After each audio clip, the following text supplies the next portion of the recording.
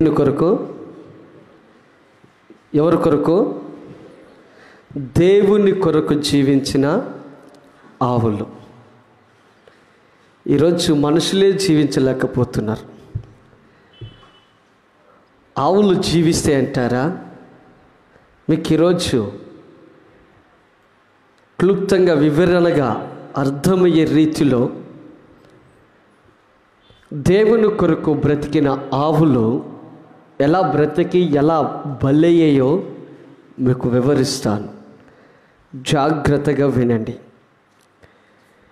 ఎందుకంటే ప్రియ సహోదరి సహోదరుడా, మానవుడైనా దేవుడు ఇచ్చేంత వరకు ఎదురు చూడడమో కానీ ప్రతి పశువు ప్రతి పక్షి కూడా దేవుడు గుప్పిళ్ళు విప్పేంత వరకు ఎదురు చూస్తాయంట. దేవుడు గుప్పిళ్ళు ఇప్పేంత వరకు ఎదురు చూస్తాయంట. వాటికి అంత భక్తి. చూడండి, నోవాహు కాలంలో నీళ్లు తగ్గాయా అని ఏది చెప్పిందంటే పావురం చెప్పింది. కాకిని విడిచిపెడితే తిరిగి రాలేదు, శవాలు తినుకుంటూ బ్రతికింది. కానీ పావురాన్ని ఓడల నుంచి విడిచిపెడితే వెళ్ళి ఒలీవ ఆకును త్రుంచి తీసుకుని వస్తాయి. అదొక పరిచర్య చేసింది.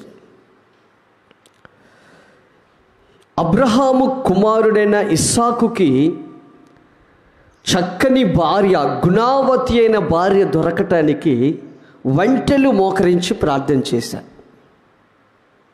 ఏం మోకరించి? వంటెలు మోకరించి ప్రార్థన చేశాయి. ఇంటినవా కోటేశ్వర అక్క? ఎవరి కొరకు? ఎవరి కొరకండి? ఇస్సాకు కొరక? ఇస్సాకు గుణావతి అయిన భార్య దొరకాలని ఏవి మోకరించాయి? వంటెలు. వింటున్నారా? చూడండి, వీటికున్న జ్ఞానం ఈరోజు మనిషికి లేదు. నేను అంటాను, ఏంటండి పాస్టర్ గారు అంత పెద్ద మాట అంటారంటే, అవి దేవుని పని టయానికి చేశాయి, క్రమంగా చేశాయి. నోరు లేని పశువులు, నోరు లేని పక్షులు దేవుని పని కొరకు టయానికి చేశాయి, టయానికి వెళ్ళాయి, టయానికి వచ్చాయి. మరి ఈరోజు జ్ఞానం ఉన్నవాడు, అన్ని ఉన్నవాడు దేవుని మందిరానికి టయానికి వస్తున్నాడా? వస్తున్నాడా? నేను అనుకుంటానండి అప్పుడప్పుడు, ముందుగా వస్తే ఇమేజ్ ఆడ తగ్గుతుందో నేను అనుకుంటాను. నాకు అనిపిస్తుంది, ముందుగా వెళ్ళి వీళ్ళు మందిరంలో కూర్చుంటే అసలు వీళ్ళకి ఇమేజ్ ఏమైనా తగ్గుతుందా ఏంటి? తగ్గుతుందా ఏంటి? తగ్గింపు కలిగిన వాడు మందిరానికి 5 నిమిషాల ముందే వచ్చి మోకరిస్తాడు. హెచ్చింపు గుణము కలిగిన వాడు ఏముందులే అన్నీ అయిపోయే ముందర వస్తాడు.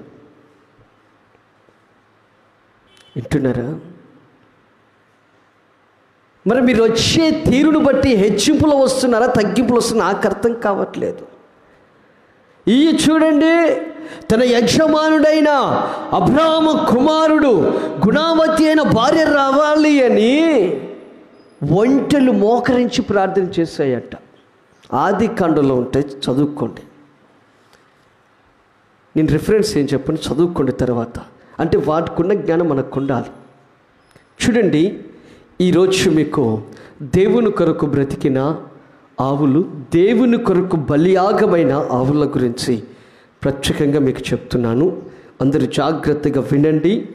నేను చదువుతుంటాను, మీరు వినండి. 1వ సమూయేలుకు రాసిన గ్రంథము 6వ అధ్యాయము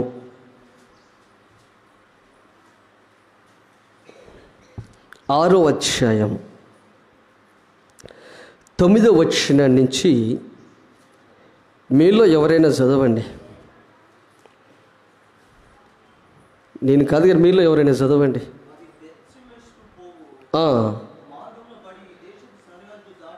ఆ,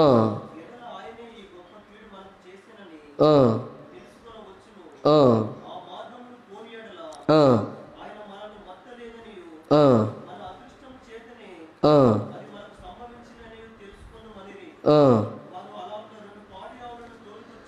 వారు అలాగున 2 పాడి ఆవులను తోలు తెచ్చి బండికి కట్టి వాటి దూడలను ఇంటి లోపట పెట్టి యెహోవా మందస్సమును ఆ, ఆ, ఎత్తగా ఆ ఆవులు రాజమార్గమున బడి చక్కగా పోవచ్చు అరుచుచు బెతెష్మెషు మార్గము నడిచెను.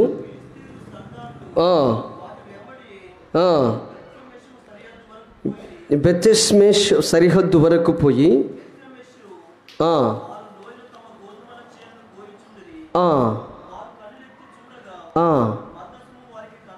కనబడెను, సంతోషించిరి. Praise the Lord. హల్లెలూయా. ఇక అందరూ కూడా తలకాయలు ఎత్తి వినండి.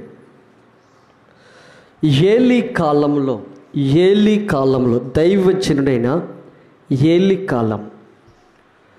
ఏలీ కాలంలో యుద్ధము జరిగింది. ఎవరికి? ఫిలిస్తీన్లకు ఇశ్రాయేలు ప్రజలకు యుద్ధం జరిగినప్పుడు ఫిలిస్తీన్లు ఏం చేశారంటే ఇశ్రాయేలు ప్రజలను ఓడించి దేవుని మందస్సాన్ని తీసుకొని పోయిన తర్వాత ఆ మందస్సాన్ని తీసుకెళ్ళి, అనగా దేవుని యొక్క మందస్సాన్ని తీసుకెళ్ళి డాగోను అనే ఒక విగ్రహాల గుళ్ళో పెట్టారు. పెట్టిన కానించి ఆ ప్రాంతమంతా, ఆ ఫిలిస్తీన్ల దేశమంతా కూడా రోగాలమయమైపోయింది. జాగ్రత్తగా వినండి. రోగాలమయము, గడ్డలు మరణకరమైన వస్తున్నాయి. ఏంది సడన్గా ఇలాగ వచ్చేస్తుంది? మాయమాయ కరోనా రోగం పడినట్టు ఈ గడ్డలేంటి, ఈ రోగాలేంటి, ఏంది అనేసి వాళ్ళ దగ్గర ఉన్న బయలు యాజకులను, శకునగాండ్రులను, జ్యోతిష్యులను, మంత్రగాళ్లను, తాయితలు కట్టే వాళ్ళని అడిగారు. ఎందుకయ్యా సడన్గా ఇలాంటి రోగాలు వస్తున్నాయి, కారణం ఏంటి అని అడిగితే వారు ఊగి శకునం చూసి చెప్పారు. ఏం చెప్పారంటే, దేవుని యొక్క మందస్సం, ఇశ్రాయేల్ యొక్క దేవుడు మన దగ్గర ఉండబట్టి ఆ దేవుడు మనకిట చేస్తున్నాడు అని చెప్పారు. చెప్తే అందరు కలిసి కూర్చొని ఆలోచించి మరి ఏం చేయాలి ఇప్పుడు అని అంటే, అప్పుడు శకునగాళ్ళు, మంత్రగాళ్ళు ఒక సలహా ఇచ్చారు. ఇది ఇశ్రాయేల్ దేవుని ద్వారా వచ్చే రోగాలా, లేకపోతే మనకు అదృష్ట శాతం ఈ రోగం వచ్చిందా తెలుసుకోవాలి. కాబట్టి కొత్త బండిని తయారు చేపించి 2 పాడే ఆవులను ఆ బండి కట్టి దాని మీద మందస్సం పెట్టి ఒక 5 పందికొక్కులు లాంటి బంగారపు ఆకారాలు పందికొక్కులను చేసి పక్కన పెట్టి వదిలిపెట్టండి. అవి చక్కగా బెతెష్మెష్, అదేనా, బెత్షెమెష్ అనే రాజ్య మార్గములో వెళితే ఇశ్రాయేల్ దేవుడే మనకి కీడు చేసిందని అనుకుంటాం. లేదంటే ఆ కీడు మన అదృష్ట శాతం వచ్చిందని మనం అనుకుందాం అని సలహా ఇచ్చారు. చూడండి, జాగ్రత్తగా వినండి. ఏ ఆవులు కట్టమని చెప్పారు వాళ్ళు? పాడ ఆవులు అంటే బాలింతలు. మీకు అర్థమే భాషలో బాలింతలు కలిగిన 2 ఆవులను బండి కట్టండి. ఎందుకు శకునగాళ్ళు బాలింతలు కలిగిన ఆవుల్ని కట్టమని చెప్పారు?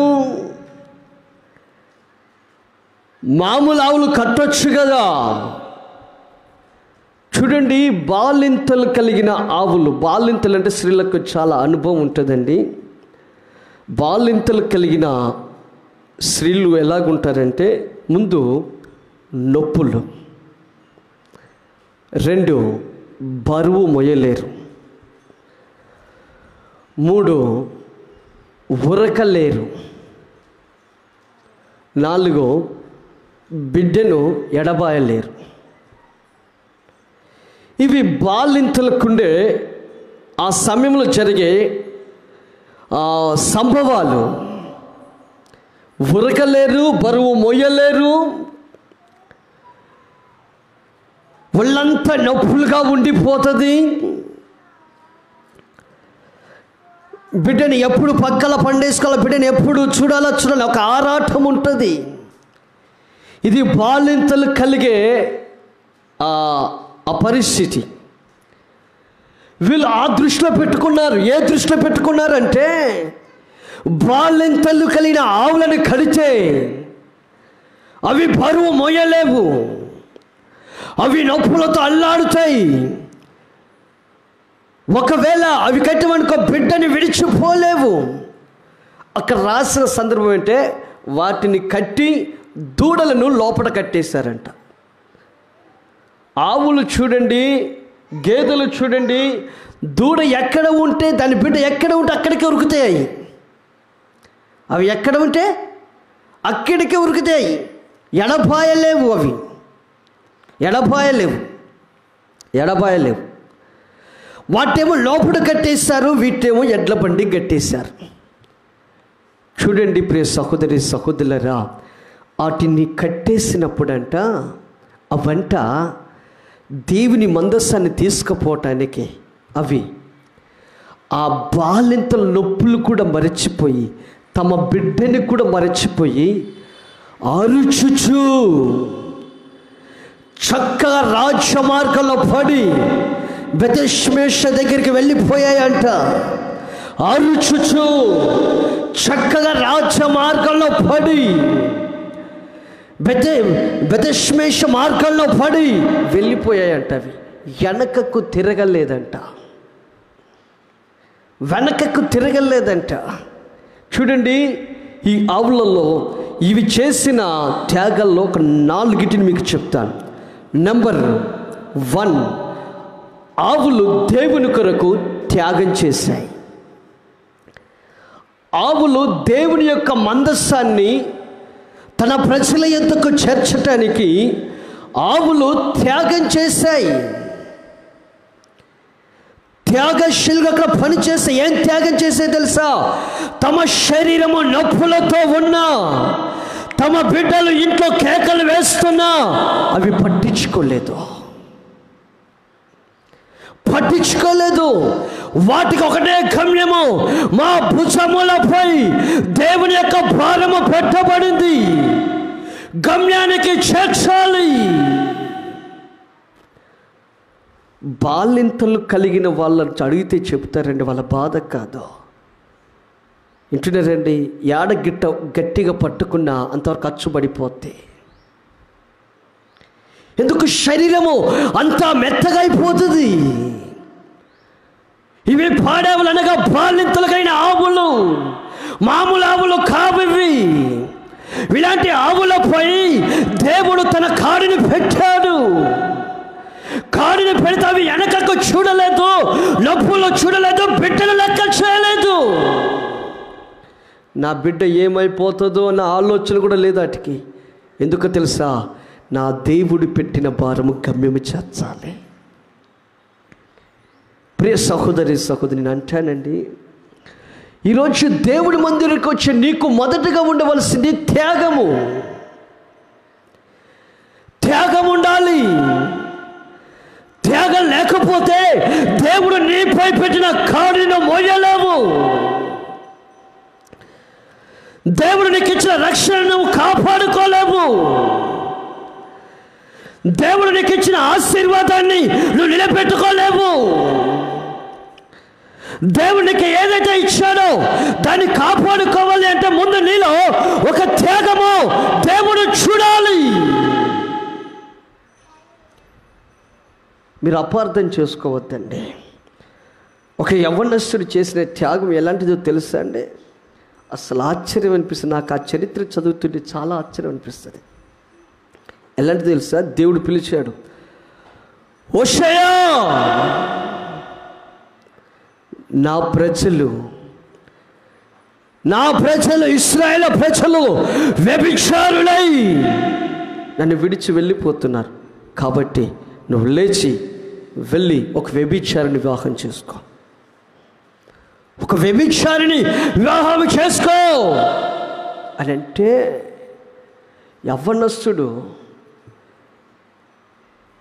అందరికీ తెలుసు ఆమె ఆ వ్యభిచారం చేసే ఆ స్త్రీ, వెళ్ళి ఆమెను పెళ్లి చేసుకోమంటాడు దేవుడు. అయ్యా నాకు ఆయన చేసుకుని అక్కడ పిచ్చి మెంటల్ అనుకుంటారు. నా తల్లిదండ్రులు ఏం చెప్పలేదండి, దేవుడు చెప్పాడు అంతే. పోయాడు, వ్యభిచారాన్ని పెళ్లి చేసుకున్నాడు. నేను ఎందుకు ఈ మాట చెప్తున్నాను అంటే,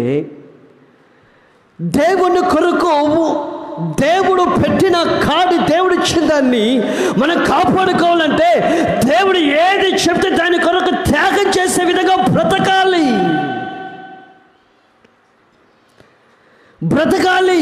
యవనస్తుడు ఆయనకేం పట్టింది?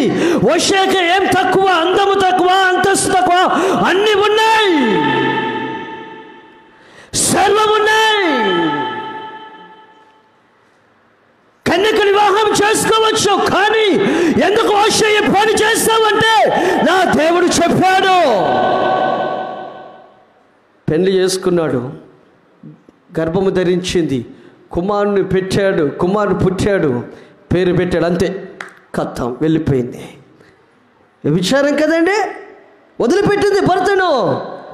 దేవుని దగ్గర మొరపెట్టాడా, వెళ్ళో తెచ్చుకో. ఏం అర్థం కావట్లేదు. మళ్ళీ తెచ్చుకున్నాడండి, మళ్ళీ ఒక కుమారుడు పెట్టాడా, మళ్ళీ వెళ్ళిపోయింది. మళ్ళీ ప్రార్థన చేశాడు, ఏంది ప్రభువా, పో పలానా కాడు తెచ్చుకోపో. ఇది మీకు చెప్తుంటే అపార్థంగా ఉండొచ్చు, కానీ నేను ఆడ మీకు చెప్పేది ఏంటంటే, దేవుడు కొరకు తన జీవితాన్ని త్యాగం చేశాడు. దేవుడు ఏది చెబితే అదే చేశాడు. దేవుడు ఏది చేయమని అదే చేసుకుని బ్రతికాడు. హోషేయ, నేను అంటానండి, త్యాగం అనేది దేవుడు కొరకు చేయాలి. అది ఏదైనా, ఏ స్థితిలో, ఏ పరిస్థితి అయినా ఆయన చెప్పాడా చెయ్యాల్సిందే. అలాగని దేవుడు పాపము చెయ్యమని చెప్పాడండి, పాపం చేయమని చెప్పాడా? దేవుడు ఇశ్రాయేలు ప్రజలకు ఒక గుణపాఠం నేర్పించాలని చేయమన్నాడు. ఏంటంటే, ఇశ్రాయేలు ప్రజలు పలుసార్లు దేవుని మాటను త్రోసివేసి, వ్యభిచారులై దేవుని మాటను త్రోసివేసి వాళ్ళ ఇష్టానుసారం బ్రతుకుతుంటే వాళ్ళకు ఉపదేశం చేయడానికి దేవుడు చెప్పాడు. వచ్చే దాన్ని ఒప్పుకున్నాడు. నేను అంటానండి, దేవుని కొరకు మనం బ్రతికేటప్పుడు మనలో త్యాగం కనపడాలి, త్యాగం కనపడాలి. అవి నోరు లేనివి, అవి బండి కడితే రివర్స్ పోవచ్చు, అవి లేకపోతే కూలపడవచ్చు, కానీ అవి ఎలా చేయలేదు. రాజ్య మార్గంలో పడి చక్కగా వెళ్తూ అరచుచు ఉత్సాహంతో ఉజ్జీవంతో వెళ్ళిపోయాయి. త్యాగము. నేను అంటానండి, దేవుని సన్నిధిలో ఉండే నీకొక త్యాగం ఉండాలి. త్యాగం లేకపోతే ప్రయోజనం ఏమీ లేదు. వదులుకోవాలి, కులాన్ని వదులుకోవాలి, మతాన్ని వదులుకోవాలి, పాపాన్ని వదులుకోవాలి, తాగుడు వదులుకోవాలి, ఇంటున్నారండి, రెండో ఇంటిని వదులుకోవాలి, ఇంటున్నారా, వదిలేసుకోవాలి, ముచ్చట్లు వదులుకోవాలి, ఆచారాలు వదులుకోవాలి, త్యాగం చేయాలి. త్యాగం లేకపోతే దేవుని నువ్వు ఏది కూడా పొందుకోలేవు. యేసుక్రీస్తు ప్రభు మన కొరకు త్యాగం చేశాడు. ఎంత త్యాగం చేశాడో తెలుసండి. దేవుడిగా పరలోకంలో ఉన్న ఆయన ఆ మహిమను వదిలిపెట్టి సామాన్య మానవుడిగా మన కొరకు భూమి మీద అవతరించి, వింటున్నారండి, 33.5 సంవత్సరాలు బ్రతికి మన కొరకు తన సర్వము కల్వారి సిలువలో రక్తాన్ని కార్చాడు, రక్తాన్ని చిందించాడు. యేసు ప్రభు దగ్గరికి వచ్చి, ఎందుకయ్యా నువ్వు సిలువలో మేకులు కొట్టుకుని అంత రక్తం కార్చావు? ఎందుకంటే నీ కొరకే, నీ కొరకే. ఎందుకు నా కొరకంటే, నాకు దూరమై నువ్వు పాపము చేసి పాపానికి బానిసై మరణ కూపములో నరకానికి పాత్రుడవైతే దాని నుండి విడిపించుట కొరకే నేను మీ కొరకు ఒక వెలగా మార్చబడ్డాను. ఆయన చేశాడండి. దేవుడు అంత దేవుడే నీ కొరకు అంత త్యాగం చేసి తన ప్రాణాన్ని క్రయధనంగా పెట్టి నీకు ఒక మంచి జీవితాన్ని నేను ఏర్పరిచి పరలోక రాజ్యానికి వారసుడిగా చేశాడే. మరి నీవు ఆయన కొరకు ఏం త్యాగం చేస్తూ బ్రతుకుతున్నావు? ఆదివారానికి టయానికి రాలేవు, మోకరించి ఒక 5 నిమిషాలు ప్రార్థన చేయలేవు, నెలలో 1-2 రోజులు ఉపవాస ప్రార్థన ఉండదు. నిత్యము నీ శరీరం ఏంటి? సంపాదించడమే, పోవడమే, పండుకోవడమే, కూర్చొని అది ఎట్లా చెప్తా తింటావు. కానీ నా దేవుడు నా కొరకు సర్వాన్ని త్యాగం చేశాడు, నేను ఏం చేస్తున్నాను కొరకు. చూడండి, బాలింతలు కలిగిన ఆవులండి, బాలింతలు కలిగిన ఆవులు, ఒళ్ళు నొప్పులు లేసే ఆవులు దేవుని కాడి వాటి మీద పడితే అన్నీ మరిచిపోయి దేవుని కొరకు పరిగెత్తుతున్నాయి, దేవుని కొరకు పరిగెత్తుతున్నాయి. ఏ మనుషులు కాదు. ఈరోజు మిమ్మల్ని ఎవరన్నా సరే, అమ్మ పలానా రోజు ఉపవాస ప్రార్థన చేస్తారు, చేస్తామంటారు. ఆ రోజు ఏదైనా పని వచ్చేదానికి ఒక కాడి ఇరిగిపోద్ది. కాడి కొట్టుకొని పగ్గాలు తెచ్చుకొని ఏ షైన్లో పడతారో, ఏ షైన్లో వేసుకొని కూర్చుంటారు. త్యాగం ఉండదు. మనకు కావలసింది దేవుని సన్నిధిలో త్యాగం అండి. దేవుని కొరకు ఏదైనా త్యాగం చేస్తూ బ్రతకాలి. అప్పుడేనండి దేవుడు మనల్ని మెచ్చి మనల్ని మహిమపరిచేది. యేసయ్య త్యాగం చేశాడు, ఆయన మహిమపరచబడ్డాడు, మరణాన్ని జయించి అంటున్నారండి పునరుద్ధనుడై పరలోక రాజ్యంలో సింహాసనం మీద కూర్చున్నాడు. ఈరోజు మనము కూడా త్యాగం చేస్తూ బ్రతకాలి. అయ్యో దేవుని కొరకు ఇది వదులుకోవాలి, తప్పదు, ఏదైనా వదులుకోవాలి. వదులుకోకపోతే మనం చాలా ఇబ్బంది పడతాం. ఆవులు చూడండి, ఆవులు బాలింతలు కలిగిన ఆవులవి, మామూలు ఆవులు కాదు. అవి అంత త్యాగం చేశాయి, అంత త్యాగం చేశాయి. బండి కడుతుంటే ఇంట్లో ఉండి దూడలు అరుస్తున్నాయంట, కావు దూడలు అరుస్తున్నాయంట. చూడండి, బిడ్డకి ఆవు మీరు ఎప్పుడైనా గమనించలేదా? కనపడకపోయేసరికి అవి అరుస్తూ ఉంటాయి, తల్లికి అరుస్తూ ఉంటాయి. అవి అరిచినాయి అనుకో, ఈ తల్లి ఎక్కడన్నా ఊరుకోదో, అక్కడి నుంచి రెంకలు వేసుకుంటూ వస్తుంది. ఎట్ట పడుతుందో అట్ట గుర్తుపడుతుందో రెంకలు వేసుకుంటు. కానీ అవి లోన ఇంట్లో అరుస్తూ ఉన్నా కానీ ఈ పాడే ఆవులు, ఈ బాలింతలు కలిగిన ఆ ఆవులు ఆ అరుపులను పట్టించుకోవట్లేవా? అరుపులను పట్టించుకోవట్లేవా? చూడండి ప్రియ సహోదరి సహోదరులారా, ఎందుకు? దేవుడు పెట్టిన కాడిని మొయ్యటానికి అవి త్యాగం చేస్తున్నాయి, అవి త్యాగం చేస్తున్నాయి. ఈరోజు కొంతమంది అంటారండి, ఏమంటారు తెలుసా? మా అబ్బాయిని మా అమ్మాయిని సేవకిస్తున్నామండి, ఎంత సేవ అయినా ఎంత సేవ చేయాలండి అంటారు, చెప్తారు. నాలాంటి సేవకుడు వెంటనే పిలిచి సేవకి ఇచ్చారుగా, ఈ రోజులు పెట్టిపోమండి అంటే, ఇప్పుడు కాదండి, ఇప్పుడు కాదు అన్న త్యాగం చేసింది. లేక ఒక కుమారుడు పుట్టాడు. పుట్టే ముందు త్యాగం అన్నది ఒక మాట, అయ్యా వాడు పుట్టింది పాలు మర్చిన కానిచ్చి నీ సన్నిధిలో విడిచిపెడతానన్నది. అంతే, పాలు మరవగానేనండి వచ్చి మందిరంలో వదిలిపెట్టిపోయింది. అందుకోసం ఆమె జీవితము మరలా వింటున్నారండి, ఆమె గర్భం ఫలించింది. 3 కుమారులకి 2 కూతుర్లకి జన్మనిచ్చింది మళ్ళీ ఆమె. ఎందుకు తెలుసండి? చిన్న వయసులను వదిలిపెట్టిపోయింది. ఎక్కడా హాస్టల్లో చదువుకోవడానికి కాదు, దేవుని మందిరంలో. ఎక్కడ? దేవుని మందిరంలో. సమూయేలుని దేవుని మందిరంలో పంపించినప్పుడంట యెహోవా అంటే తెలియదంట ఆయనకి. దేవుడు అంటేనే తెలియని వయస్సులో తల్లి అన్నగారి వదిలిపెట్టి వెళ్ళిపోయింది. త్యాగం అది. ఈరోజు నేను కాక మిమ్మల్ని ఎవరినన్నా అమ్మ మీ పిల్లల సేవకు వదిలిపెట్టండి అంటే, అయ్యో పాస్టర్ గారు ఉద్యోగం చేయొద్దా, అయ్యో పాస్టర్ గారు ఎడ కలుగుతుంది, అప్పుడు 12 చెప్పండి వస్తాడా. అమ్మా సేవ పిలుపుంది పంపించండి అంటే, అదేంటంటే ఆ పిలిచినప్పుడు ఆయన పట్టుకుంటారులే అంటారు. కానీ త్యాగం ఉండదు మన దగ్గర. మనకు కావాల్సింది ఏంటంటే త్యాగం అండి. త్యాగం చేయగలగాలి దేవుని కొరకు. అవమానమైన భరించాలి.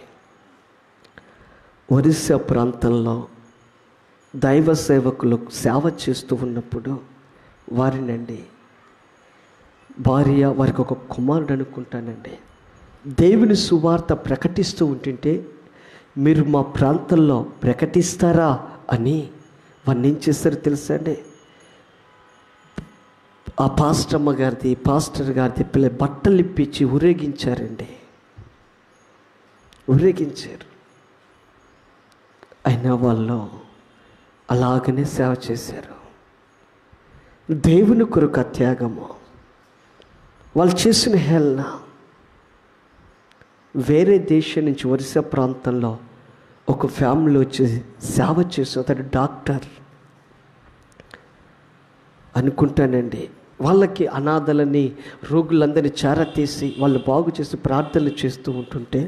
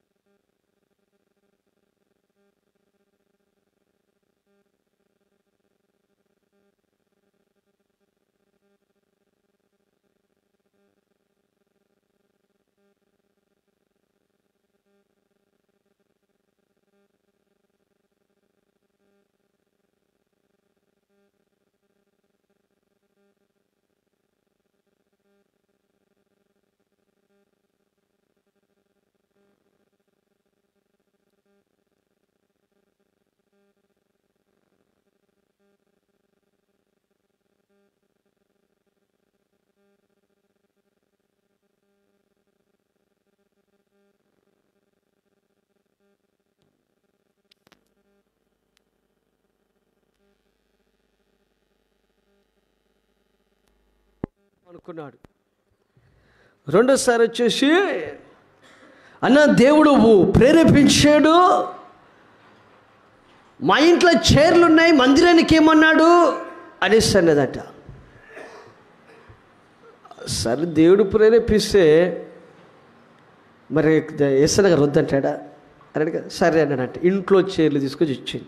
ఆ చైర్లు ఎట్టున్నాయి? ఇనుప చైర్లు అప్పట్లాంటి, ఒక కాళ్ళు ఇరిగిపోయి ఒక కాళ్ళు వంకర అయిపోయి ఉన్న చైర్లు. సర్లే ఏయో ఒకటిలే అని అనుకున్నాడంట. ఒకరోజు నేను ప్రార్థన చేస్తుంటే దేవుడు ప్రేరేపించాడంట. ఏం ప్రేరేపించాడు అంటే, వాళ్ళ ఇంట్లో పురాతన కాలంలో గోడ గరియాడ ఉందంట. అబ్బా ఆ గోడగరి మందిరంలో లేదు, గోడగరి అని ఇచ్చేయి అన్నాడంట. దేవుడు అన్నాడంట. అనగానే మరి ఆమెకి మరి దేవుడు ప్రేరేపించాడు కదా, దేవుడు మాట్లాడు కదా, మరి తీసుకుపోయి అలాగా ఎలా ఇయ్యొద్దా, ఎలా ఇయ్యొద్దా, ఇయ్యాలి. దన్న దన్న దన్న దన్న ఇంటి చర్చికాడికి పోయి, అన్న దేవుడు ప్రేరేపించాడు, దేవుడు ప్రేరేపించాడు. ఏమని ప్రేరేపించాడమ్మా? ఇంట్లో ఉన్న గోడ గరియాడు ఇవ్వన్నాడు, కానీ మా ఆయన గుర్తు అది ఒక్కటే ఉందన్నా. ఎవరి గుర్తు? మా ఆయన గుర్తు అది ఒక్కటే ఉందన్నా. ఎట్టేనన్నా అనేదంట. అదంటమ్మా దేవుడు ప్రేరేపించాడు కదా అనో, నువ్వే చెప్పేసి. మా ఆయన గుర్తు అన్న, అది చూసినప్పుడల్లా మా ఆయన గుర్తు వస్తాడు. మరి మీ ఆయన ఎక్కడున్నాడు అన్నమాట? అక్కడున్నాడు. ఎక్కడున్నాడు చూడండి. ఉల్లిగడ్డలైతే కొడుకు ఇచ్చింది, కుర్చీ ఇరిగిపోయింది ఇచ్చింది, కానీ అది ఇవ్వంటే ఇవ్వట్లేదు. తీసుకురాలి అది. ఇంకెక్కడ త్యాగమండిగా? కొంతమంది ఉంటారండి, త్యాగం చేయలేరు. చెప్పడానికి అన్ని గొప్పలైన చెప్తారు, చెప్పడానికి అన్ని మాటలైన చెప్తారు, కానీ త్యాగము చేయలేరు. త్యాగం చేయగలిగిన బిడ్డలుగా మనం బ్రతకాలి. దేవుని కొరకు ఏదైనా త్యాగం చేసే విధంగా మనం జీవించగలగాలి. దేవుడు ఇచ్చువాడు మనకి, మనం అడిగిందల్లా ఇస్తాడు. ఆయన కొరకు ఏది త్యాగం చేసినా నో ప్రాబ్లం. నువ్వు త్యాగం చేసిన దానికి రెండంతలుగా దేవుడు అనుగ్రహిస్తాడా? Praise Lord. Hallelujah, hallelujah, hallelujah, hallelujah, hallelujah, hallelujah. చూడండి, బాలింతలు కలిగిన ఆ ఆవు, ఆ పాడే ఆవులో మొదటి వాటిలో త్యాగం కనపడ్డది. ఏం కనపడ్డది? త్యాగము కనపడ్డది. రెండవది, ఆ ఆవులు ఎట్లా నడిచాయో తెలుసండి? ఎట్లా నడిచాయో తెలుసండి? చక్కగా నడుచుచు రాజమార్గంలో పోయాయంట. ఎలా నడుచుచు? చక్కగా నడుచుచు. వంకర టింకర నడవట్లేవు. అవి నడిచేటప్పుడు వాటికి కావలసిన బలసూచికమైన ఆహారము పక్కన ఉన్నది. వాటికి కావలసిన బలసూచికమైన ఆహారం వాటి మూతికి చిక్కాలు కట్టలేదు. లేకపోతే దాని మీద వాడన కూర్చొని బండిని తోలలేదు. అవి ఎవడు బండి మీద కూర్చోలేదు. ఆ మందస్థాన్ని పెట్టారు ఫిలిస్తీన్లు. ఆ యొక్క పందికొక్క రూపంలో బంగారు యొక్క పందికొక్క రూపంలో అవి పెట్టారు, వదిలేస్తారు. ఇక అవి ఎట్టపోతుంది తెలుసా అండి? చక్కగా రాజ్యమార్గంలో పడిపోతున్నాయి. మరి ఎప్పుడైనా పోయాయి ఆ మార్గాలు అంటే ఎప్పుడు పోయినాయి కావు. మరి ఎవరైనా ఉండి పగ్గాలు కట్టి సరిస్తూ ఉన్నాడు, సరిచేటలు ఎవ్వడు లేడు. ఎవ్వరు లేకపోయినవి చక్కగా వెళ్తున్నాయి అంటండి, రాజ్య మార్గంలో పడి వెళ్తున్నాయంట. చూడండి, ఈరోజు మనము వాటి నుంచి నేర్చుకోవాల్సిన రెండో పాఠం ఏంటో తెలుసండి? దేవుని మందిరానికి వస్తున్న మన నడక చక్కగా ఉండాలి. వంకర టింకర నడకలు ఉండకూడదు. పీతలు నడిచినట్టు నడవకూడదు. ఈ మధ్య కొంతమంది విశ్వాసులకి వెళ్ళానండి. తెలిసిన తమ్ముళ్ళే వింటున్నారండి, తెలిసిన వాళ్ళే. మందిరానికి ఏం రారనుకోండి, మందిరానికి రారనుకోండి, నేను బండి ఆపి వెళ్తున్నసరికి నన్ను చూసి పక్కకు పోయి ఆడ కూర్చొని ఏవో తినుకుంటున్నట్టు యాక్షన్ చేస్తూ ఉన్నాడు. నేను ఊరుకుంటానా? నువ్వు పక్కకు పోతే నేను ఊరుకుంటానా? ఊరుకోడు కదండి. తమ్ముడు పరిస్థితుల్లో బాగున్నావా అన్న? నువ్వు ఆ చూడలేదు అన్న? ఏ చూడలే. ఇక అంతే. కొంతమంది అంటే మీకు ఎందుకు ఈ మాటలు చెప్తున్నానంటే, కొంతమందికి స్ట్రైట్ ఉండదు, చక్కటి నడక ఉండదు, నడకలో చక్కదనం ఉండదండి.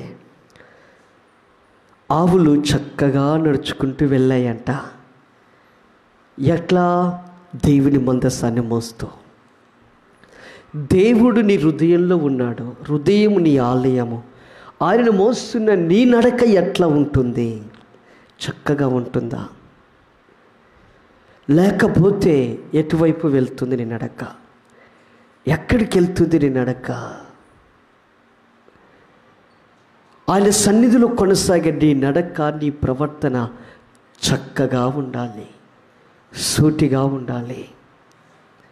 అప్పుడే దేవుని సన్నిధిలో నీవు మహిమపరచబడతావు. దేవుడు యెహోషువతో చెప్తాడు, యెహోషువా నువ్వు చక్కగా ప్రవర్తించు. మోషే మీకు అనుగ్రహించిన ధర్మశాస్త్రాన్ని ధ్యానించు, దాన్ని చదువుతూ నువ్వు చక్కగా ప్రవర్తించు. అప్పుడు నీ మార్గాలు వర్ధిల్లుతాయి. చదవండి ఆ మాట. యెహోషువ గ్రంథం 1వ అధ్యాయం 7వ వచనంలో ఉంటుంది. యెహోషువ 1:7. జాగ్రత్త పడి నీవు ధైర్యముగా ఉండి నా సేవకుడైన మోషే మీకు ఆజ్ఞాపించే ధర్మశాస్త్రం అంతటి చొప్పున చేయవలను.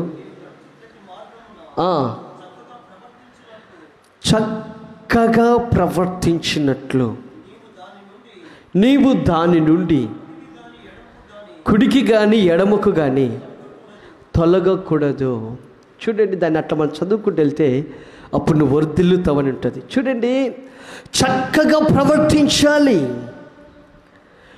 నువ్వు ఎక్కడ ఉన్నా ఏడ ఉన్నా అక్కడ నీ ప్రవర్తన ఎలా ఉండాలంటే చక్కగా ఉండాలి. చక్కగా నువ్వు ప్రవర్తిస్తే ఆ ప్రవర్తన నిన్ను నీ కుటుంబమును వర్ధిల్ల చేస్తుంది, ఆశీర్వాదింపచేస్తుంది. నీ ప్రవర్తనలో చక్కదనం ఉండాలి. ముఖంలో కాదండి.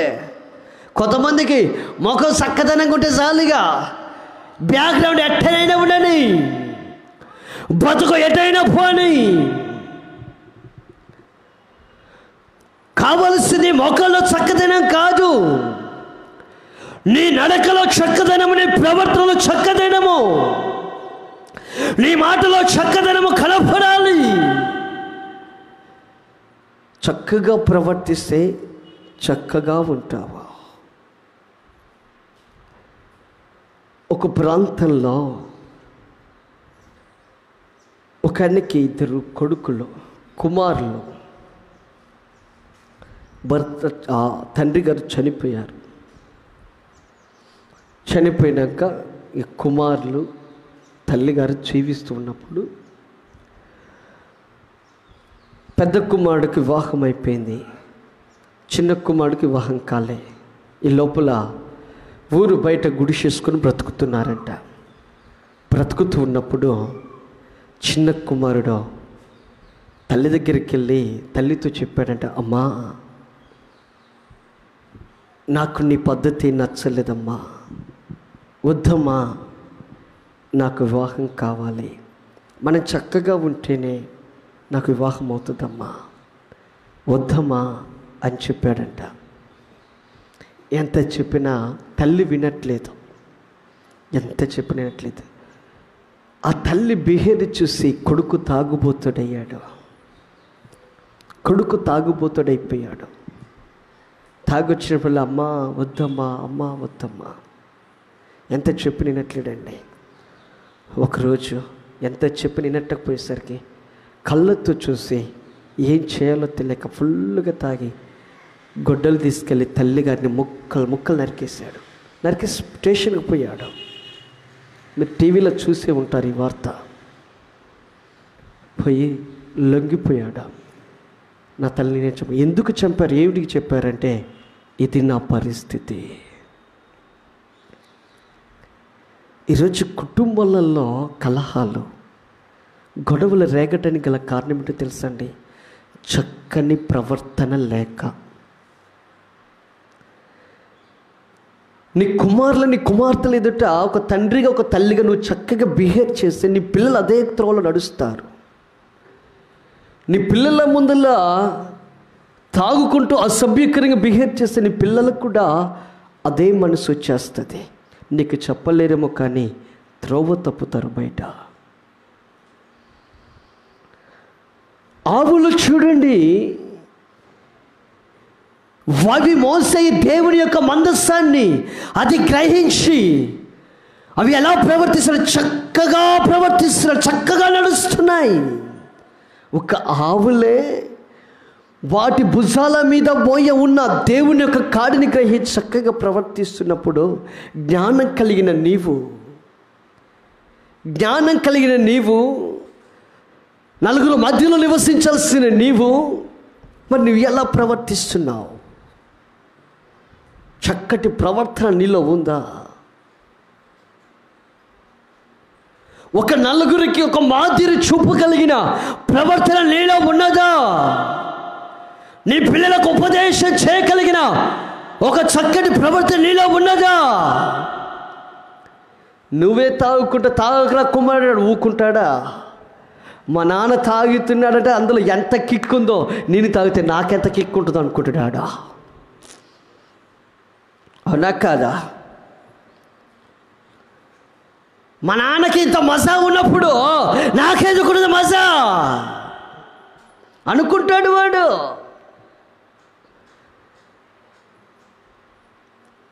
నా తల్లే మేకప్ల మీద మేకప్లు వేస్తుంటే ఇక నాకెందుకు రావు మేకప్లు? అవునా కాదా? తల్లిగా నువ్వే జానుడు గల్లలు పెట్టుకొని యాడుకో గూడ మీద గల్ల చేయి పెట్టుకొని నువ్వు వేసుకుని పిల్లలు ఎందుకు వేసుకోరండి? నువ్వు గూడ కాడ తెంపుకుంటే ఆ ఒళ్ళే తెంపుకుంటుంది. ఎక్కడికి చక్కటి ప్రవర్తన? ఎంతమంది ఫెయిర్ అండ్ లవ్లీ రాస్తారు చెప్పండి? అందరు. మీకు స్టోరీ చెప్పనా? పిగ్గు కర్రీ ఎంతమంది తింటారు? పిగ్గు, పంది ఎంతమంది తింటారు చెప్పండి? అందరూ అసహించుకుంటారు కదా. అసహించుకోరా? నువ్వు రాసే ప్రతి క్రీము, ప్రతి చాక్లెట్ పంది కూతురు తయారయ్యేది. అర్థమవుతుందా? నువ్వు తినే చాక్లెటు, నువ్వు రాసుకున్న ప్రతి క్రీమ్ కూడా పందికోవే. మరి అందుకోసమే పందిలాగా నిగనికలు ఆడేది అది రాసుకుంటే ముఖం. మరి ఊరికని అనుకుంటున్నారా? నా మాట పెద్ద యూట్యూబ్లో కొట్టి చూడండి, ఫెయిర్ అండ్ లవ్లీ దేంతో తయారవుతుంది అని అక్కడ పందినే పంపిస్తాడా? ఏంటురా?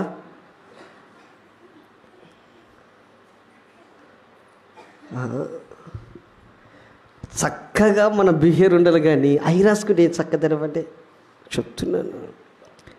ఆవులు చూడండి చక్కగా రాజ్య మార్గంలో పడిపోతున్నాయంట. వాటిని తోలేటోడు లేడు, వింటున్నారండి? వాటిని అల్లించేటోడు లేడు, వింటున్నారండి? వాటికి పగ్గం కట్టినోడు లేడు, పగ్గాలు లేవు వాటికి, కాడి మాత్రం భుజంలో పై ఉంది. అవి చక్కగా పడి వెళుతున్నాయి, చక్కగా రాజ్యమార్గంలో పడి వెళ్ళిపోతున్నాయి. ఎందుకు అలా పోతున్నాయి అంటే వాటి మీద ఉన్న భారాన్ని గమనించాయి. మేము యేసయ్యను మోస్తున్నాం,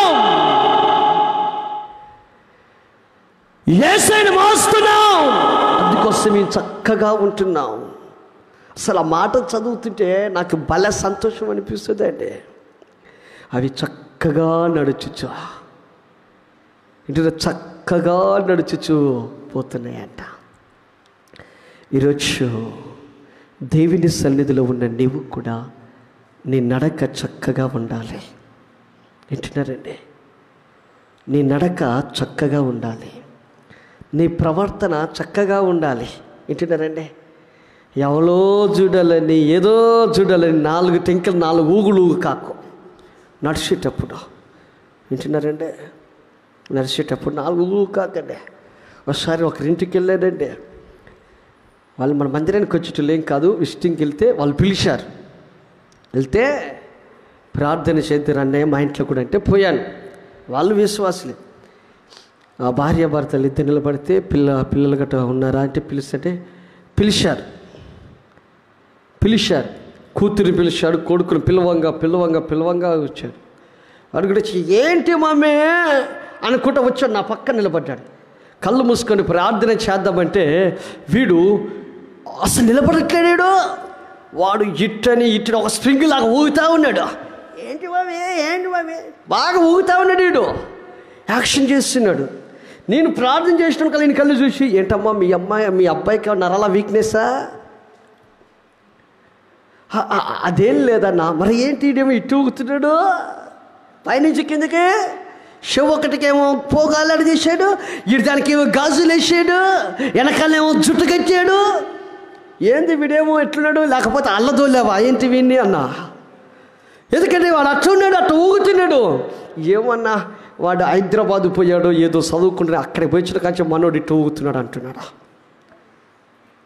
అంటే కొంతమందికి నిలబడ్డది కూడా శాత కాదు, చక్కగా నిలబడతామని శాత కాదు. ఎక్కడో ఊగుతూ ఉంటారు, తల్లికి ఒక స్ప్రింగ్ లాగా ఊగుతూ ఉంటారు, ఒక తాగినోడు ఊగినట్టుగాక. నేను అంటానండి, నువ్వు ఎక్కడికి వెళ్ళినా ఏడవున్నా ఏసేను మోస్తున్న సంగతి మర్చిపోకు. ఏడవున్నా చక్కగా ప్రవర్తించు. సేవకుడు లేడు కదా నీ ఇష్టానుసారంగా ప్రవర్తించుకోక, బైబిల్ దగ్గర లేదు కదా నీ ఇష్టానుసారంగా ప్రవర్తించుకోక, ఎవరు చూడట్లేదు కదా నీ ఇష్టానుసారంగా ప్రవర్తించుకో. నీవు యేసయ్యను మోస్తున్నావు, యేసయ్య నీలో ఉన్నాడు అన్న సంగతి మరచిపోక ఏడవున్నా చక్కగా ప్రవర్తించు. మా బావింటికే మా బామ్మార్ది ఇంటికి పోయాను కదా, ఇక్కడ ఎవరు లేరు అనేసి పోయి ఆ వైన్ షాప్లో కూర్చో. ఎవరు లేరు కదా అనేసి జాగ్రత్త, నువ్వు యేసయ్యను మోస్తున్నావు. సేవకుడు ఉండకపోవచ్చు, నీ దగ్గర బైబిల్ లేకపోవచ్చు, కానీ నీ గుండె నిండా యేసు ప్రభువు ఉన్నాడన్న సంగతి మరచిపోకు. ఆయన చూస్తున్నాడు నువ్వు ఎలా ప్రవర్తిస్తున్నావు అన్న సంగతి. నేను కాదు చూసేది, ఆయన చూస్తున్నాడు. నీ హృదయంలో ఉన్న ప్రతి నడవడికలో, ప్రతి ప్రవర్తన, నీవు చేసే ప్రతి చక్కదనాన్ని ఆయన చూస్తున్నాడు. ఆయన చూడట్లేడులే అని అనుకోకో, ఆయన చూస్తాడు. పొరపాటున తేడా వచ్చింది అంటే ఏంటంటారండి, దేవుడు అప్పగిస్తాడు శిక్షకు. ఆవులు చూడండి, నోరు లేని ఆవులండి చక్కగా రాజ్య మార్గంలో పడిపోతున్నాయంట. చూడండి, నోరు లేనియే అంత త్యాగశీలిగా దేవుని కొరకు బ్రతికాయి, అంత చక్కగా నడుచుకుంటూ పోతున్నాయి. అసలు ఆవులు చక్కగా నడుస్తాయా? అవునండి, నడుతాయా? 4 కాళ్ళు ఎన్నో ఒక్కలు తిరుగుతాయి, అయినా చూడవి చక్కగా వెళ్తున్నాయంట. Praise the Lord, hallelujah hallelujah hallelujah hallelujah హల్లెలూయా. ఇశ్రాయేలు ప్రజలు కనాను దేశానికి వెళ్ళేటప్పుడు వారికి ఎరుకో గోడలు అడ్డుగా వచ్చాయి. వచ్చినే రాలేదా? వచ్చాయి ఎరుకో గోడలు. ఈ ఎరుకో గోడలు అడ్డుగా వచ్చినప్పుడు దేవుడు వారికి ఒక చక్కటి మాట చెప్పాడండి. అదేం మాట చదువా? యెహోషువ గ్రంథం 6వ అధ్యాయం 5వ వచనం. యెహోషువ గ్రంథం 6వ అధ్యాయం 5వ వచనం.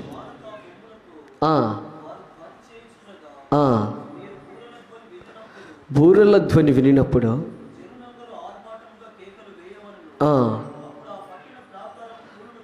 అప్పుడు ఆ పట్టణ ప్రాకారాలు కూలును కనుక జనులు తమ ఎదుటికి చక్కగా ఏం చేస్తారంట? ఎక్కుతారంట. ఎవరికి ఎరుకుగోళ్ళు అడ్డుగా వచ్చాయి. యెహోషువ ఆలోచిస్తున్నప్పుడు దేవుడు వెంటనే చెప్పాడు, యెహోషువ ఎందుకు ఆలోచిస్తున్నావు? దాని చుట్టూ 6 రోజులు తిరగండి, ఆర్భాటం చేస్తూ దేవుని స్తుతిస్తాం. 6వ రోజు 6 సార్లు తిరగండి, స్తుతించండి. అంటే ఎరుకో గోడలు కూలిపోతాయి. ఏం పోతాయి? ఎరుకో గోడలు కూలిపోతాయి. కూలిపోగానే అప్పుడు ప్రజలు చక్కగా ఎక్కి వెళ్తారు. చూడండి, చక్కగా ఎక్కి వెళ్తారని దేవుడు చెప్పేటప్పుడు నిజంగానే మీరు ఆద్యమంతా చదువుకోండి. అవి కూలిన తర్వాత అంట ఇశ్రాయేలీయులు చక్కగా ఎక్కారంట, వాటిని చక్కగా నడిచారంట. వాటి మించి డొల్లుతో కాలు పెడికే కాలు జారి ఆ విధంగా లేవంట, చక్కగా ఎక్కారంట. నేను అంటానండి, ఒకవేళ నువ్వు చక్కగా దేవుని సేవలో ప్రవర్తిస్తున్నప్పుడు నీ మార్గాలకి ఎరుకో గోడలు లాంటివి అడ్డుపడ్డాయి అంటే నువ్వు భయపడాల్సిన పనిలే. నీ నడకని మార్చుకోవాల్సిన పనిలే, నీ ఆలోచన మార్చుకోవాల్సిన పనిలే, నీ ప్రవర్తన మార్చుకోవాల్సిన పనిలే. అక్కడే నువ్వు నా యేసు ప్రభువుకు ప్రార్థన చేయగా అవి కూలిపోతాయి, నువ్వు చక్కగా వెళ్ళిపోతా. Praise Lord. Hallelujah, hallelujah. ఇప్పుడు వచ్చినాయి, ఏం చేయాలో అర్థం కావట్లేదు, అనుకోవాల్సిన పని లేదు. చెయ్యాలా చేయొద్దా, చెయ్యాలా చేయొద్దా, అవి చేస్తే ఎలాగా అనే ఆలోచన సతమతం అయిపోయి అపవాది ఆయనకి లొంగిపోయి చక్కని ప్రవర్తన అప్పగించుకోవాల్సిన పని లేదు.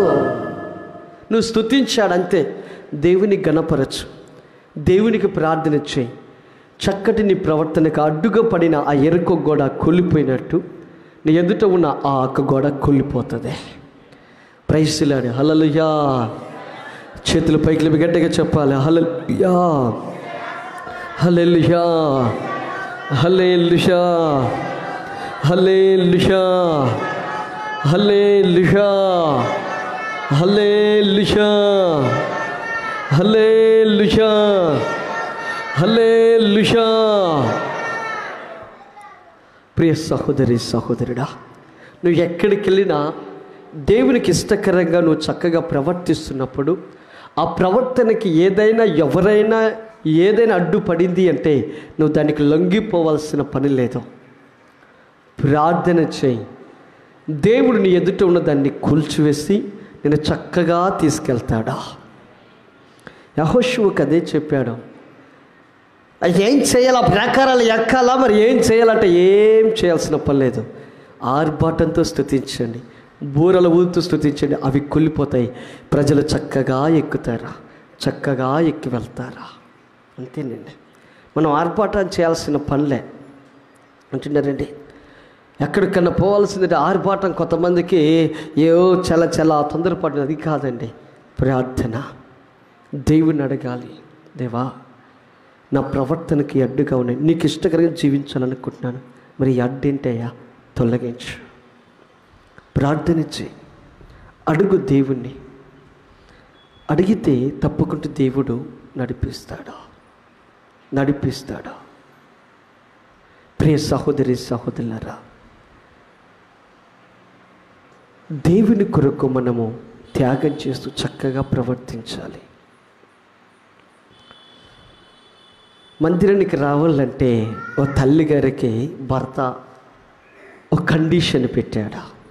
ఏం కండిషన్ పెట్టాడు? ఒక బీరి పిచ్చిపో.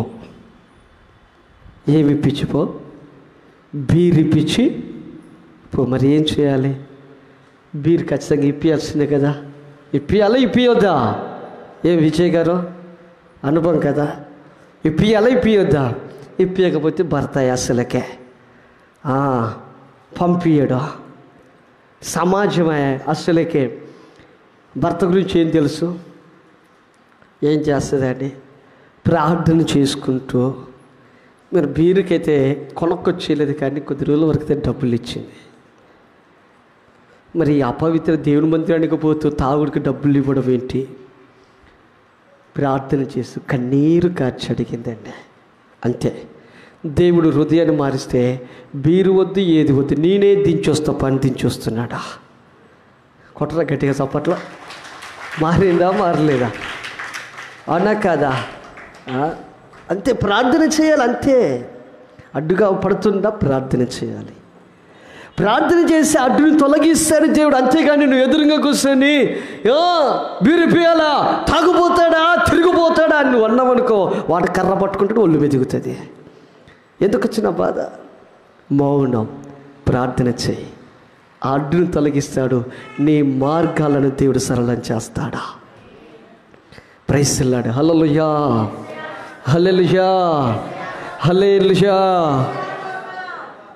చూడండి, అందుకోసమే మనం ఎక్కడున్న యాడ ఉన్నా మన ప్రవర్తన చక్కగా ఉండాలి, నలుగురికి మాదిరిగా ఉండాలి. ఏముండాలి?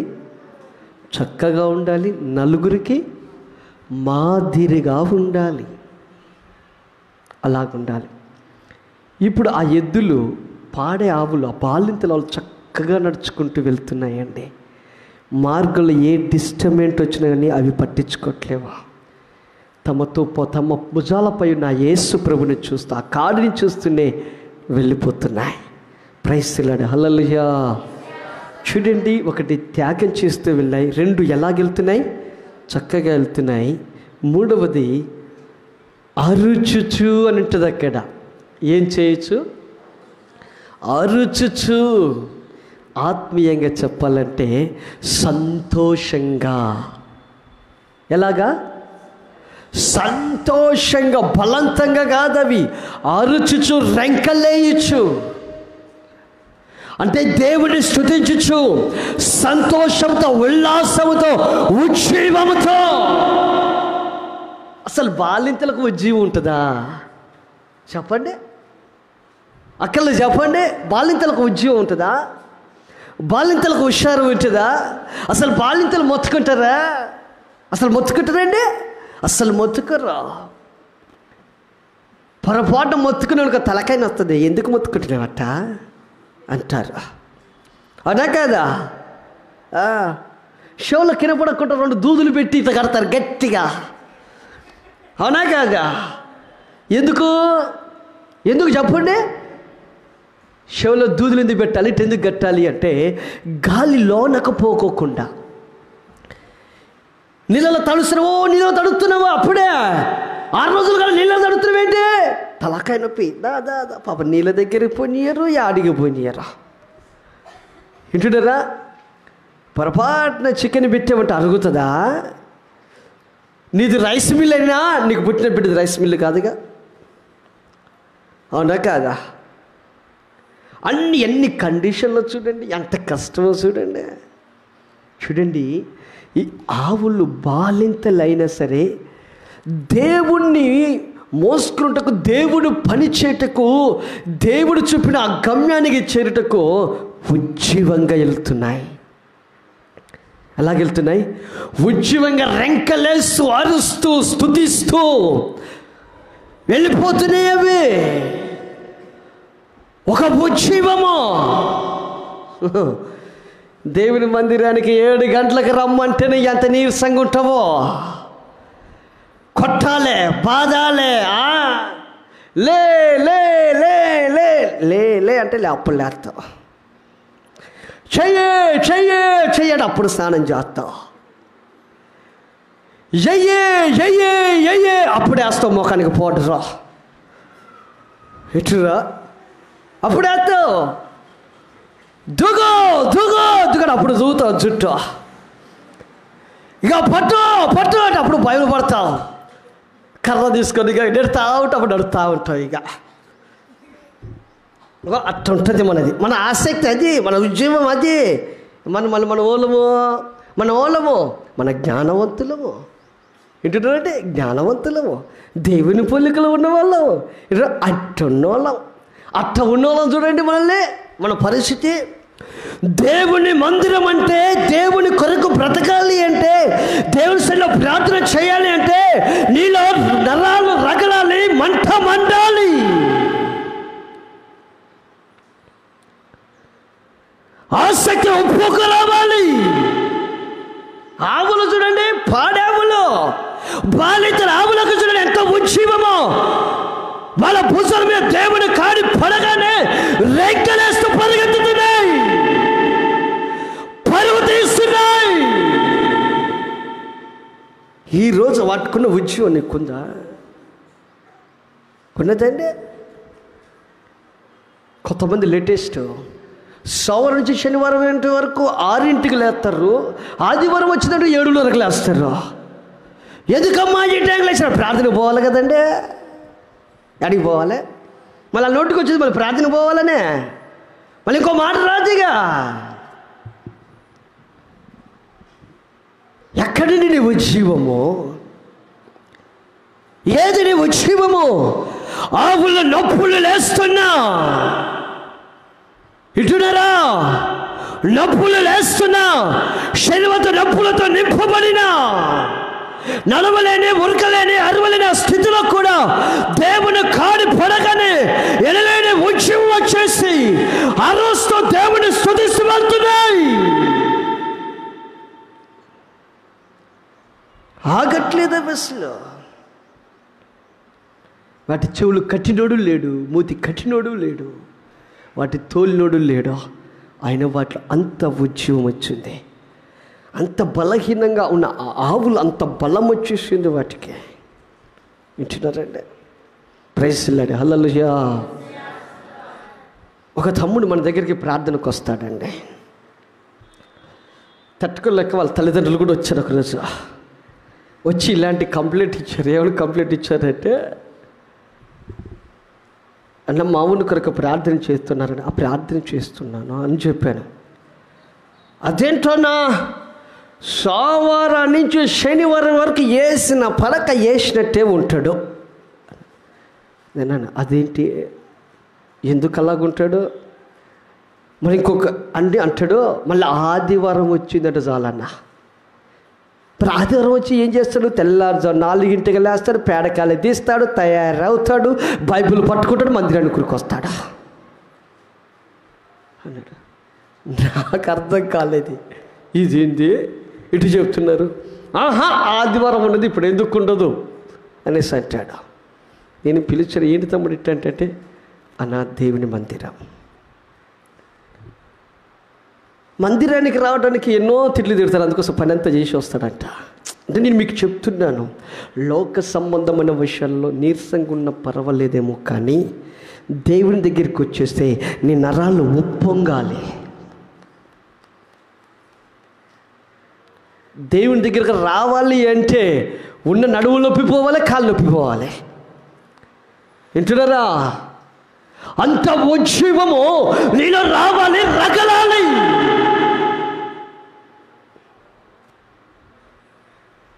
అంతే కానీ మేలు చేసినంతసేపేమో ఊసరి వెళ్ళలాగా ఎగిరి మారి, మేలు కాస్త మతిమరిపోయింది అనుకో, వింటున్నారంటే మతిమరిపోయింది అనుకో, సోమరిపోతులాగా పండుకోవాలి. ఇలాంటివి చేయకూడదండి. దేవుని మందిరం అంటే నీలో ఉజ్జీవం రగలాలి, దేవుని పని అంటే రగలాలి, దేవుని సన్నిధిలో ప్రార్థన అంటే రగలాలి. అప్పుడే దేవునిని బట్టి సంతోషించి నిన్ను మహిమలోకి నడిపించేది. నువ్వు అనుకున్న కార్యము కాదనక చేస్తానికి అప్పుడే దేవుడు ఇష్టపడతాడు. దేవుని సన్నిధిలో ఉపవాసం అంటే నీరసం అంటావు. పత్తికి పోవాలి అంటేనే బాక్స్ కూడా కదలదు, పెట్టకపోయిన బాక్స్ కూడా కదలదు. ఎందుకు తెలియదు? తినబుద్ధి కాలేదు. ఎందుకు తినబుద్ధి కాలేదు? పక్కనోడు కింటల పత్తి ఇరుస్తున్నాడు, నేను ఇరవట్లేదు అని కదలదు. అది మంచిగా అంటేనేమో నీరసం అంటావు. ఉపవాస ప్రార్థన అంటేనేమో అట్టుంటుంది. సంపాదన అనేసరికేనేమో గ్యాస్ ట్రబుల్ వచ్చేంత వరకు పరుగు తీస్తాం. అది రాగానే తీసుకురాను టాబ్లెట్ చేయను. ఎందుకు ఆ బాధ? ఏమిటికి ఆ బాధ? దేవుని అసలు ఉజ్జీవాన్ని చూపించు. ఏ రోగం నీకు రాదు. అసలు నా సాక్ష్యం చెప్పమంటారా? ఈ టయానికి వచ్చిందంటే, అంటే శీతాకాలం కానీ వర్షాకాలం వచ్చింది అంటే, నా కొండ నాలుక ఇంచు పెరిగి మేడ తెగని దగ్గొస్తుందండి. దాన్ని ఎల్పాలు పెట్టి తగ్గిస్తాను. మీరు అపార్థం చేసుకోరు కదండి. మేకల దగ్గర దాని పెంట తీసుకొచ్చి కాల్చి అంటించేవాడిని పోవడానికి. అంత అవస్థపడేటోడిని. దేవుని కృపను బట్టి ఈ సంవత్సరం దగ్గు లేదు. ఏంటంట సీక్రెట్ అంటారా? దగ్గు వస్తే కరోనా అంటాడు. అవునా కాదా? నిజం చెప్పండి. దగ్గు వస్తే కరుణ అంటాడు. నేను అడగకపోయినా దేవునికి తెలుసు కదండి. అవునా కాదా? నా దేవునికి తెలుసు. మళ్ళీ వర్షంలో తడిసినా, ఎప్పుడైతే వర్షంలో తడిసినా, అప్పుడన్నా షట్టర్లు ఉండేవి. ఈ బాధ తడకలు ఇప్పుడు షట్టర్లు కూడా లేవు. వర్షంలో తడుస్తావా, చలికి అట్టినే పోతున్నా అయినా లేదు. సీక్రెట్ ఏంటా అని నిన్న ప్రార్థనలో కూర్చొని ధ్యానం చేస్తే దేవుడు చెప్పాడు, అరే బాబు నీకు వచ్చిందంటే కరోనా అనుకుంటారా, నిన్ను కాపాడుకునేది నేను. వింటున్నారా? అంతే. ఏ సమయంలో మన బాడీ స్టాండర్డ్గా ఉండాలంటే ఆయన అనుగ్రహిస్తాడు. ఆయన అనుగ్రహించాలంటే నీవు దేవుని సన్నిధిలో ఉజ్జీవంగా పని చేయగలగాలి. దేవుని సన్నిధికి ఉజ్జీవంగా పరిగెత్తగలవాలి. అన్నిటికేమో ఉరకలు పెడతావు, ఒకదాని ఉరకలు పెడతావు. మందిరానికి వచ్చేవో సపోర్ట్ కర్ర పట్టుకొని చిన్నగా చిన్నగా ఆ నుంచి పాటలు పడుతుందా అంటే ఎక్కడా ఎక్కపోతే గడు అమ్మా బాగున్నావా తినవా వస్తా ఇటున్నారా? ఇది టైం చూడరు, టయానికి ప్రారంభమవుతుంది అని అనుకోరు. ఆ ఉజ్జీవం ఉండదు. బాలింతలండి, బాలింతలు. ఎవరు బాలింతలు? ఎవరు బాలింతలు? ఆవులు రెంకలేస్తూ పరిగెత్తుతున్నాయి, రెంకలేస్తూ పరిగెత్తుతున్నాయి. ఎందుకు? దేవుని కార్యం మోయబడింది, దేవుని పని సంతోషంగా చేస్తున్నాయి. ఈ సమయం పోతే ఇక సమయం రాదు. ఈ సమయాన్ని దేవుని పని చేయాలి అని అంటారా కాదంటారా? కలవరి పండుగ మన సంవత్సరం ఒక్కసారి జరుగుతుంది అని అంటారా కాదా? ఆ టైంలో దొరికే పనులు ఆ టైంలో అందుకోవాలి. ఆ టైం అయిపోయిన తర్వాత పని అంటే యాంచి వస్తుంది, వస్తుందండి? రాదు. అవును, అయ్యే ఉద్దేశము ఈ సమయం పోతే సమయం రాదు.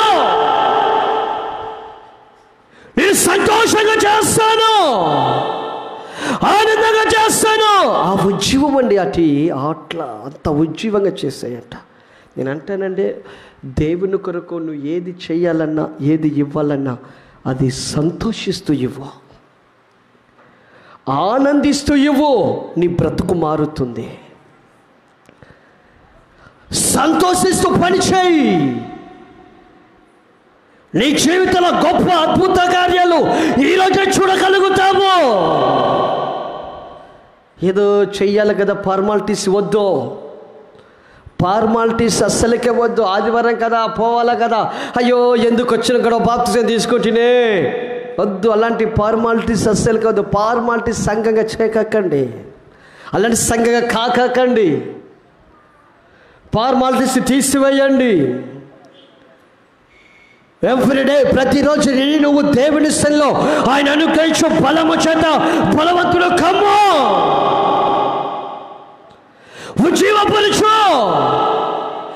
నువ్వు దేవుని కొరకు ఉజ్జీవపరచుకో.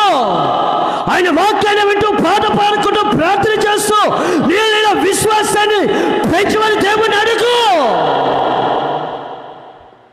అంతేకాని ఏదో ఫార్మాలిటీస్ కోసం చేయకండి. భక్తి ఫార్మాలిటీ కోసం చేయకండి.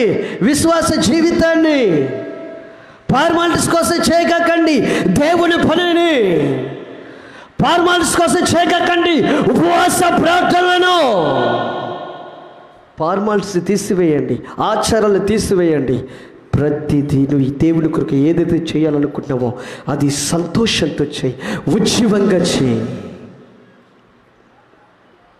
అప్పుడు నువ్వు దీవించబడతావు, అప్పుడు నువ్వు ఆశీర్వదించబడతావు. అప్పుడు నీవు నీ కుటుంబము మీ మార్గాల్లో సరళం చేయబడి వృద్ధిలో చేయబడతావు. ఏదో ఫార్మాలిటీ కొరకు కాదండి. బైబిల్ గ్రంథంలో దావీదు మీకు అందరికీ తెలుసు కదండి. దావీదు దగ్గరికి వచ్చంట ప్రజలు, దావీదు గారు మందిరానికి పోతున్న వస్తావా అంటే చాలా అంటండి. ఇక అంతే, చిన్న పిల్లడిగా వాళ్ళ ముందర పోయి వాళ్ళ వెనకాల పడిపోతాడట. రాజైనాక కూడా ఆయన అంటాడు, ప్రజలు మందిరానికి వెళ్తామని నాతో చెప్పినప్పుడు నాలో సంతోషం ఉప్పొంగుచూ ఉండేనో.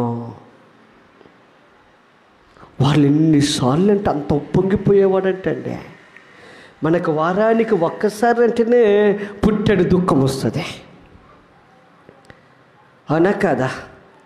పుట్టెడు దుఃఖం వస్తుంది, అంత దుఃఖం. ప్రియ సహోదరి సహోదరులారా, నేను అంటానండి, ఒక సంతోషంతో దేవుని కొరకు బ్రతుకు, దేవుని పనులు చేయి, సంతోషంగా దేవుని సన్నిధానికి రా, ఉజ్జీవంగా ఉత్సాహంగా రా. ఉత్సాహంగా ఇచ్చేవానికి దేవుడు ఆ రీతిగానే ఇస్తాడంట. ఉత్సాహంగా వచ్చేవానికి దేవుడు అలాంటి ఆరోగ్యాన్ని ఇస్తాడంట. ఏ కొలతతో కొలిస్తే ఆ కొలతతోటి మనము కొలబడతాం. నువ్వు ఉత్సాహించి వస్తే దేవుని జీవితంలో కూడా ఆ ఉత్సాహాన్ని పుట్టిస్తాడు, ఉజ్జీవంగా ఆ ఉజ్జీవాన్ని పుట్టిస్తాడు, నీరసంగా వస్తే నీరసాన్ని పుట్టిస్తాడా. కాబట్టి ప్రియ సహోదరి సహోదరులారా, ఆవులలో చూడండి, 1 త్యాగము, 2 చక్కటి నడక, 3 అరుచుచు సంతోషంగా దేవుని పనిచేస్తున్నాయి. 4వది చూడండి, దేవుని కొరకు మొదటిది త్యాగం చేసింది, బిడ్డల్ని త్యాగం చేసింది ఆవు. 2వది చక్కగా ప్రవర్తించింది. 3వది దేవుని కొరకు సంతోషంగా రుచుచూ పనిచేసింది. 4వది దేవుని కొరకు సజీవ యాగంగా అయిపోయింది. కొట్టరా గట్టిగా సప్పట్ల. ఈ ఆవులు మధ్యలో యాడ నాన్ స్టాప్ సజీవ యాగముగా అర్పించుకునే అవి. చదవండి ఆ మాట, లాస్ట్ వచనంలో ఉంటుంది, 14వ వచనం, 6-14, 1 సమయంలో.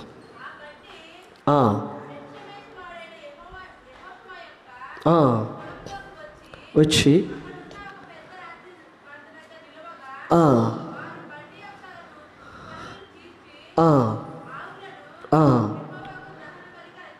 ఏం చేశారు?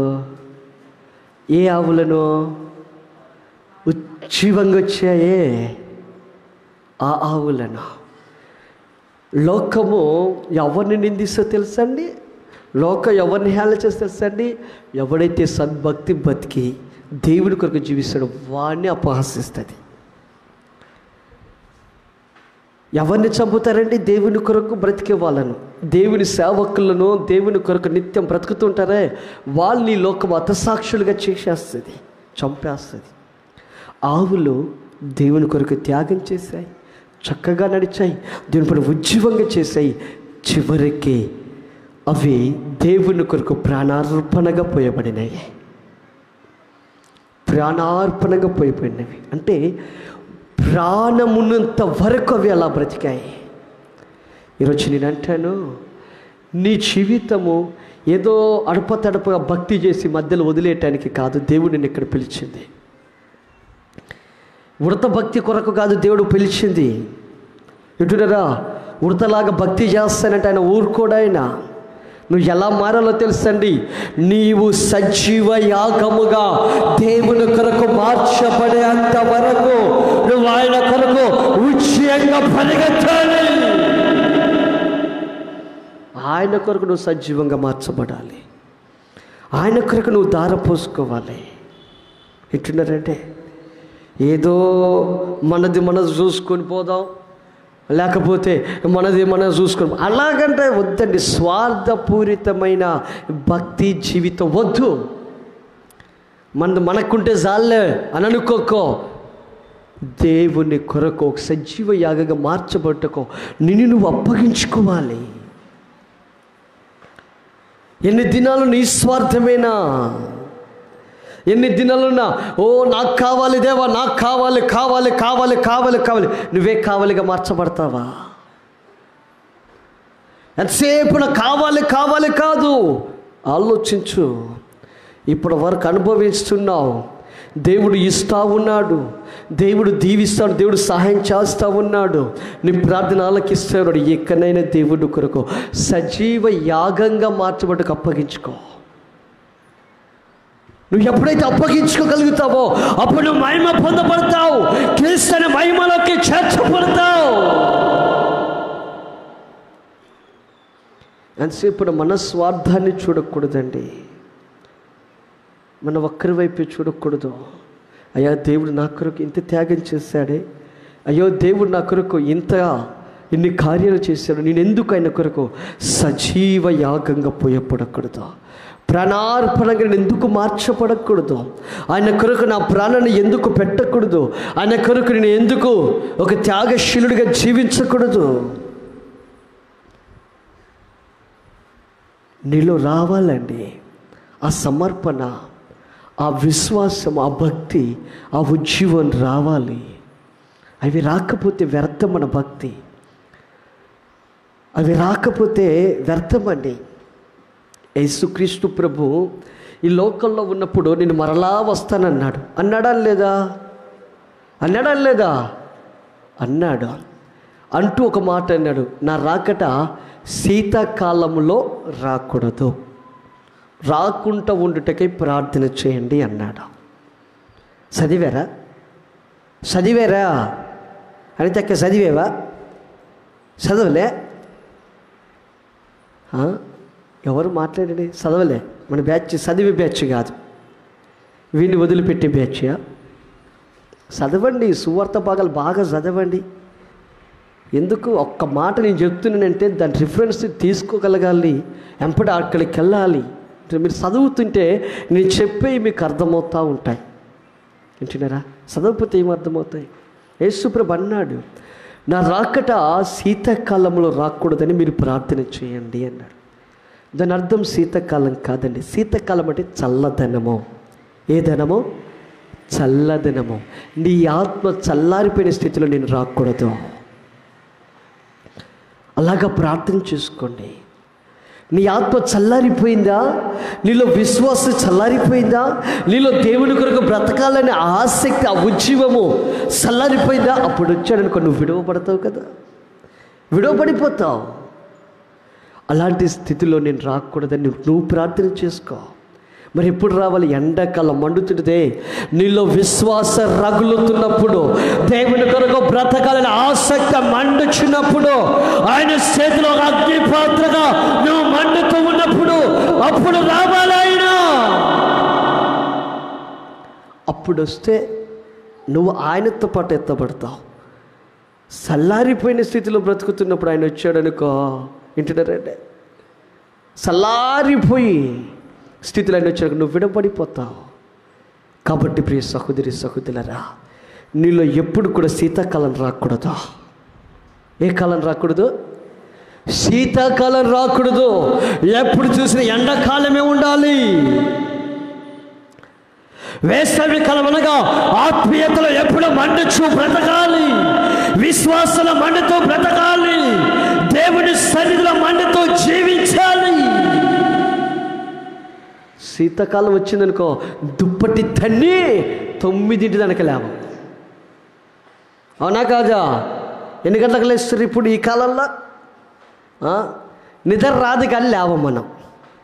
అవునా కాదా? నిద్ర సరిగా రాదు. శీతాకాలం వస్తుందా మీకు? వస్తుందేమో మీకు, నాకైతే రాదు. ఎందుకంటే ఎటు తిరిగిన ఎటు గీత గ్యాప్ వచ్చిన చల్లగా గాలి వస్తుంది, దాన్ని చదువుకోవడం సరిపోద్ది. మళ్ళీ అట్టా నిద్ర వచ్చిందనుకో కాళ్ళకు ఉండదు, మళ్ళీ అటు చదువుకోవడం సరిపోతుంది. మళ్ళీ అటు నిద్ర ముక్కుకుండదు. అట్లా నేను అంటాను, శీతాకాలం అనుకో చదువుకోవడమే. వేసవి కాలంలో చదువుకోవడం ఉండదు, హ్యాపీగా ఉంటుంది, నిద్రపోతూ ఉంటాం. చల్లటి గాలి వచ్చినా, ఏ గాలి వచ్చినా నిద్ర ప్రశాంతంగా పోతాం.